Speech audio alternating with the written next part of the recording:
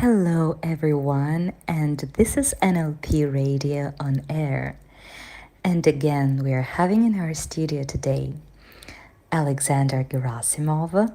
Hello, Alexander. Hello, Evgeniy and Olga. Alexander is an NLP trainer, of course, is NLP practitioner, NLP master, a famous negotiator in Russia.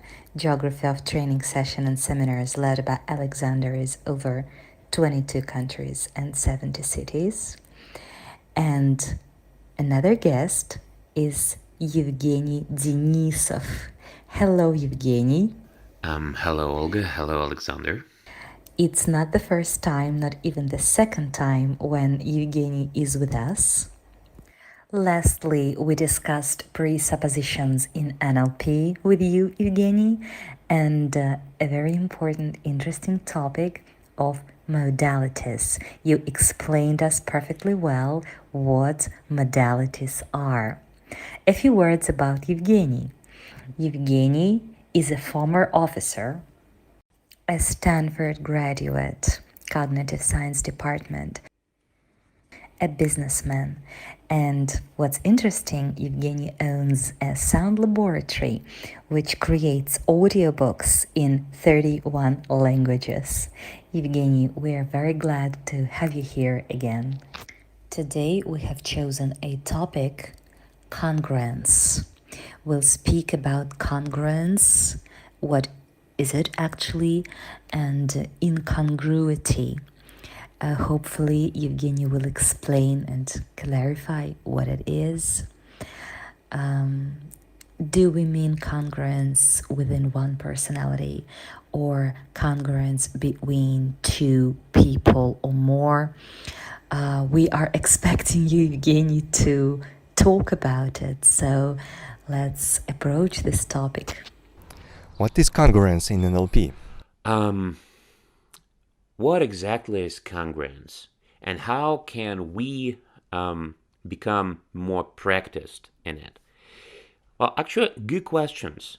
And congruence is, the art of integrity. And today we will find all the answers to these questions.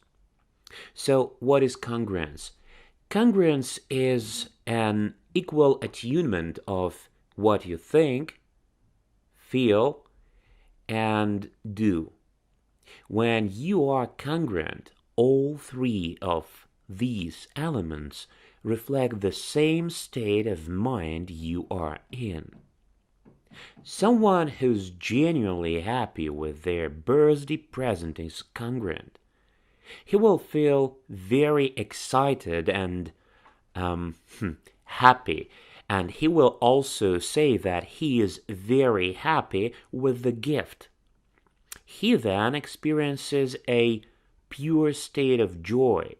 He is in that moment connected to himself and his environment, and he is also completely in the moment. When someone is congruent, this person shows a pure state of mind. So it is not a mixed state of mind and there is no internal conflict. For example, you can be congruently sad, angry, or happy.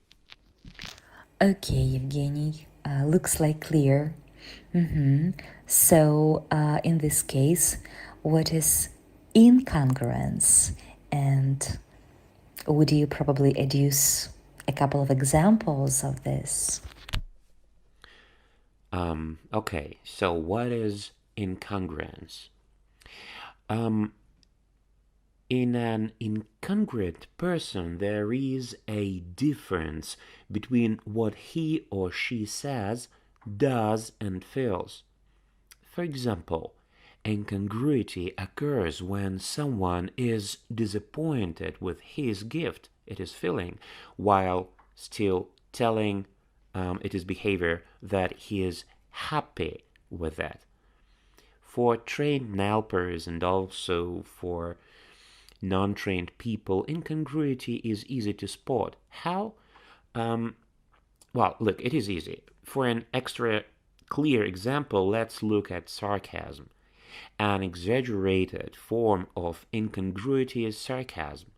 The intonation and facial expression of a sarcastic person do not match his words at all. They do not match his words at all. You can also recognize incongruity by an asymmetrical face. You know, when face is not normal, it changes. You see some confrontation on the face. The expression says that there is some struggle inside.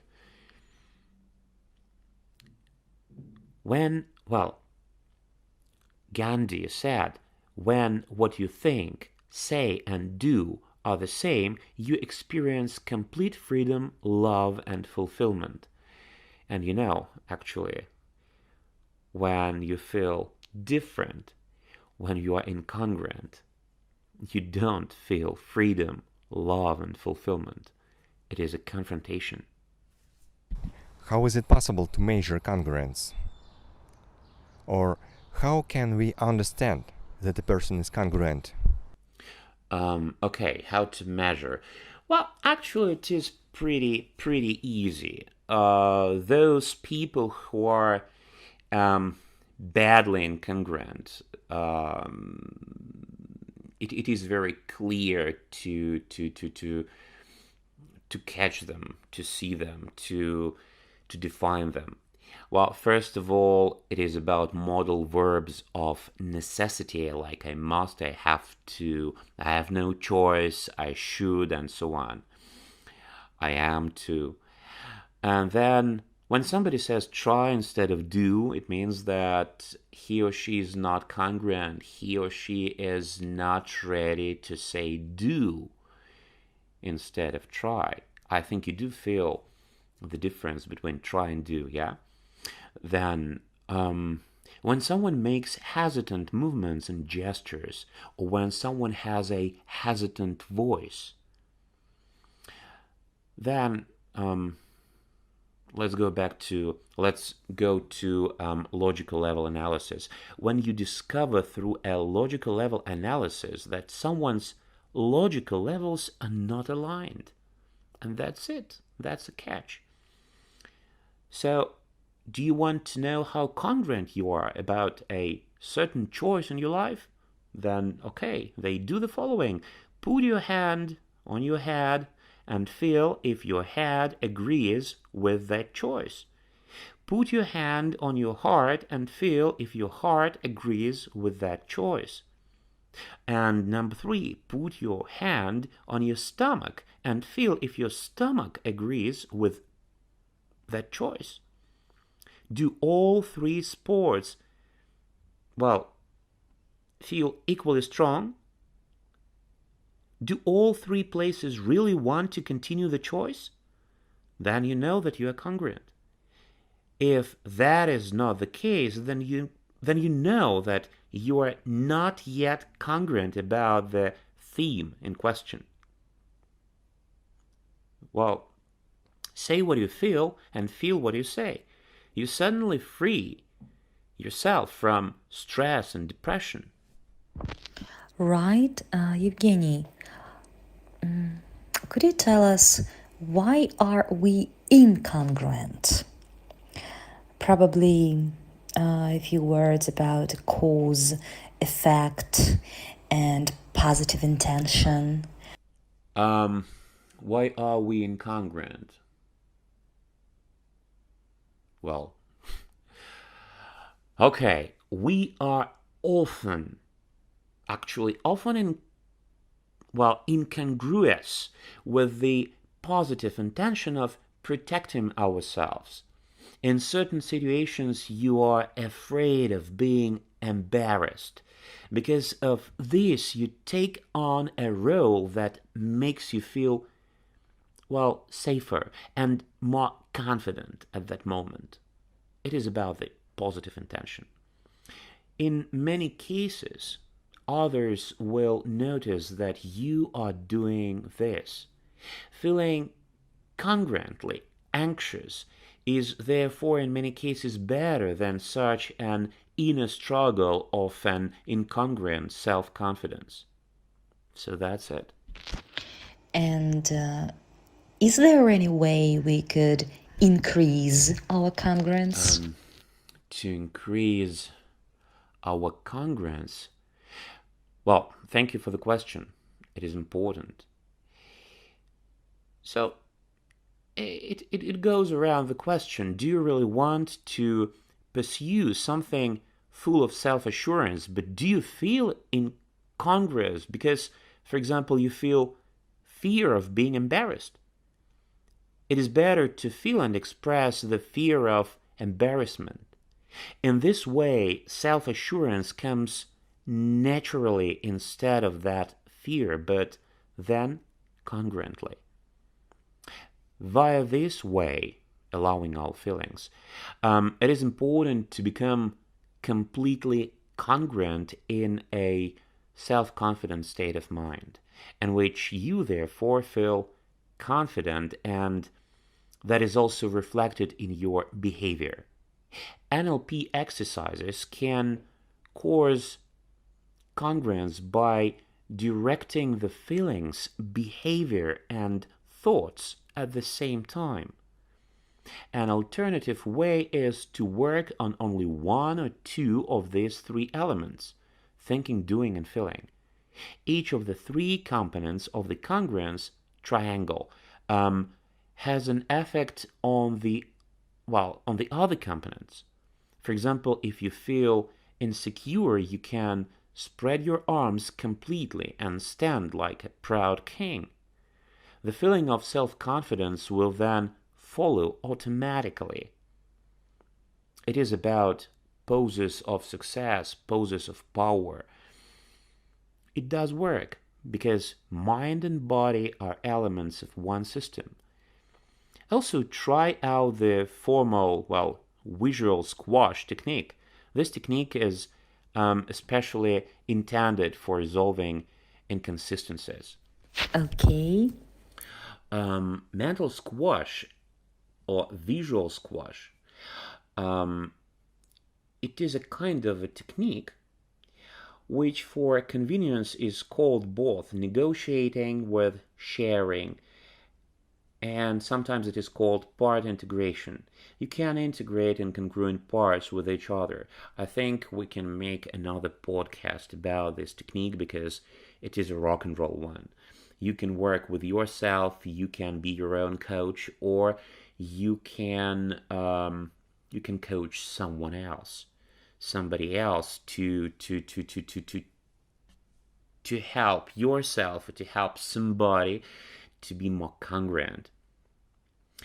And when I say incongruent parts, a part, it is not literally a part, but it is a metaphor that represents an option, choice, intention, purpose, function, and behavior, and all that.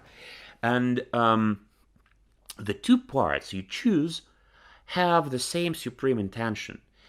Well, they were once part of a greater whole. On this basis, reintegration is possible. We leave out the behavior and we go to the intention. In this way, we solve the incongruity between the behavior and the intention of a part. Some of it can be a metaphor for whatever you want. But one valuable combination that can always be done is to integrate the head and the heart. And what's the purpose again of this visual squash? So with this technique, you work on the undercurrent of a problem. You make that undercurrent calm so that you can make easier choices at the top. The undercurrent here is a metaphor for subconscious. The boat, the conscious brain, may want to go in a certain direction, but if the undercurrent is too strong, there is, unrest. As soon as you, after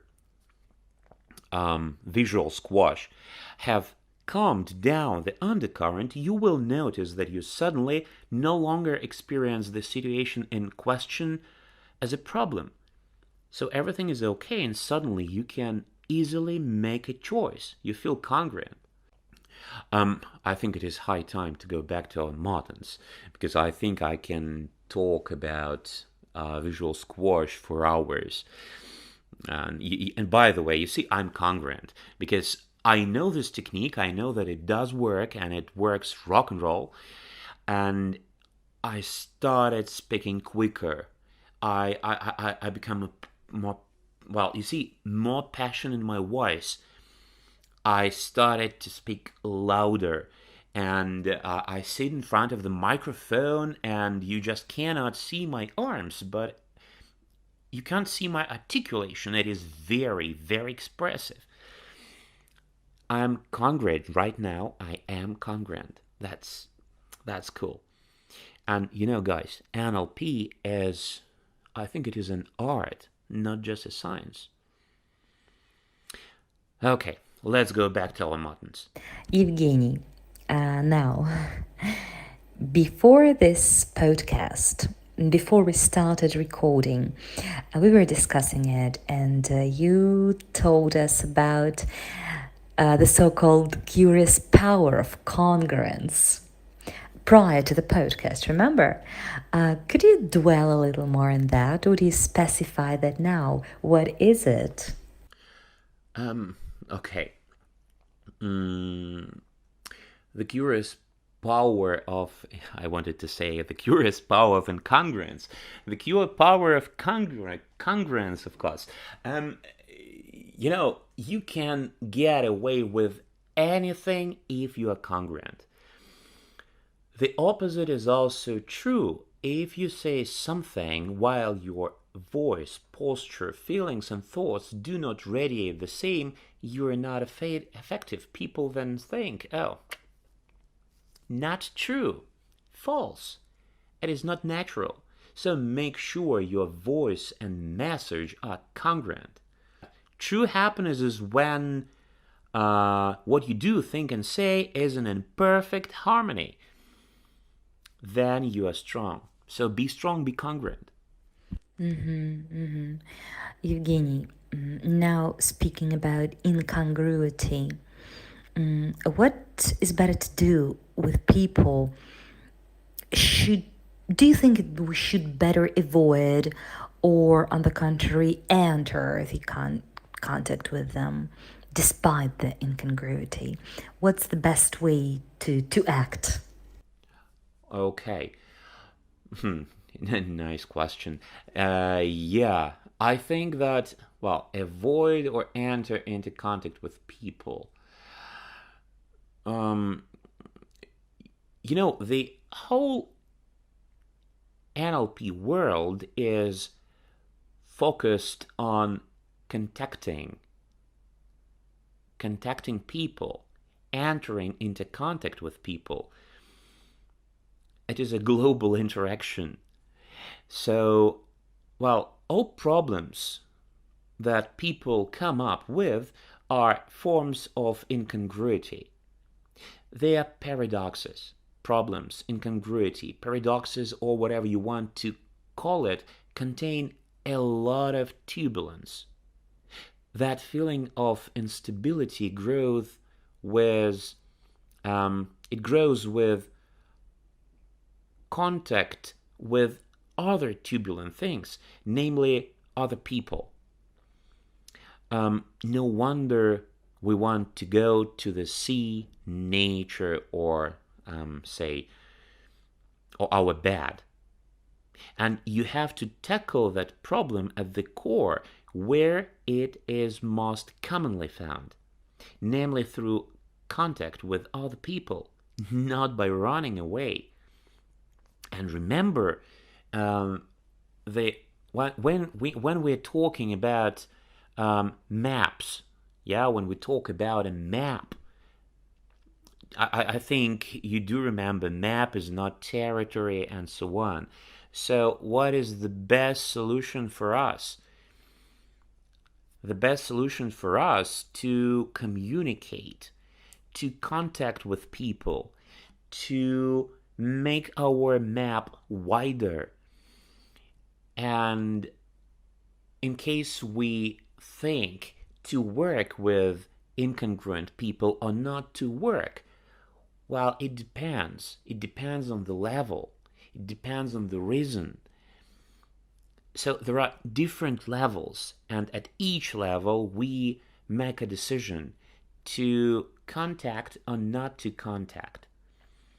But anyway, I think that it is better to contact with other people and not to act through running away.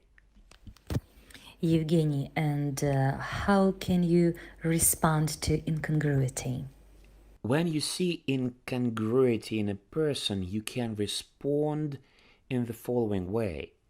Help the other person establish the positive intention of the behavior and find new expressions of the positive intention that are congruent. Or you can use imitating and exaggerating the nonverbal part, mirroring the complete incongruity. Yes, how nice, that makes me so happy. And you have sad body language. Then meta commentary, like I see one, I hear another. And then you ask a question, what makes you say that? Why what I see doesn't match with what I hear? It is a kind of a direct question. And by the way, it works. And by the way, it helps. Because sometimes people don't, even incongruent people, sometimes they don't even understand that they are incongruent. And, well, okay, the final is turning the verbal and non-verbal. That makes me so sad. And you see laughing. Yeah? So, that's the example. This was the information, well, very short information on being congruent. And it is important to think about being congruent, because being congruent opens, well, all doors in the world for you and all ways for you. When you are congruent, people do want to work with you, to cooperate with you, to have deals with you, to talk to you. The world wants you when you are congruent. And the main thing is, when you are congruent, you are happy. That's it. Some people can say, okay, when somebody is crying because something terrible happened, it is congruent. Yes, it is. But anyway, you are happier when you can cry, when you allow yourself cry when you need to cry, than to get the struggle inside you. And what is important, if you feel like crying and you cry, then you have some energy to finally come to some 0 point, to some point of balance, and find energy to bring your life back to happiness. And if everything is inside, if you smile like a clown, having a terrible life, terrible situations inside, but you keep laughing and you make a picture of a happy man or woman, I think that at that moment you lose all powers. You waste your energy to nothing, to work with this undercurrent. What for should we be congruent? Congruence is a key to happiness. That's it. How can we become more congruent? I'm going to give you an exercise. I think this exercise is not very easy, but trust me, it is a rock and roll. It is a rock and roll exercise for exploring congruence. We need two persons. These two persons will have two different roles. So we're going to identify a person's internal and external signals to explore what congruence looks like. So A and B are opposite each other. Yeah, B is the coach, and coach will observe closely what happens to A's physiology during this exercise. So let's call, B is a coach and A is a client. Yeah, let those roles be like that. So, first step, you ask, when were you nice and congruent? Enter that experience, memory of a congruent state. Then, ask about the internal and external signals and the emotions of the client. Well, for example, what kind of emotions did you have then? What did you look like then? How did you behave? What was your attitude? What did you say? What do you feel now that you think back to it? Where do you feel it and how does it feel? How is your breathing, the tension in your muscles and feeling in your toes? Can you describe your emotions? Is it a sense of peace, relaxation, or something else? So it is important that the coach sometimes echoes the answers back to create a kind of vicious circle of good emotions. Next step. When B has explored the state, the coach, he brings A back to a neutral state by, for example, saying, okay, let that go. Next step, repeat all previous steps 3 times with different congruent states to find out together which internal signals are the same in all 3 states. Then, during this exercise, the coach calibrates and observes the external signals that are the same in all 3 states. After a while, you will notice that the coach can notice the answers on the client's body before the client tells it. For example, when asked where she feels the congruent state in her body, the client's hand goes to her shoulder, saying, "Let's think where I feel it." The coach then knows that the feeling is in her shoulder. Next, repeat the complete exercise with 3 incongruent states. Recognize what incongruity looks like in person A.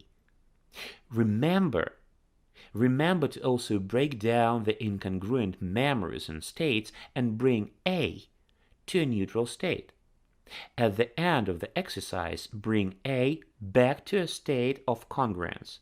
Think about how you will recognize the difference between congruence and incongruence in yourself from now on. So that's it. Rock and roll. Well, okay, Evgeny, let's call it a day. I suggest let it be it for now. Of course, the topic of congruence is inexhaustible. Inexhaustible, absolutely. And there is always much to add. I believe it has become clearer for our listeners what congruence is and how to deal with incongruity. Evgeny, we are glad to have you here today. I'd like to thank all of us for this podcast. Yeah, thank you, gentlemen, for an absorbing, captivating conversation. and we hear each other in the next podcast. Bye!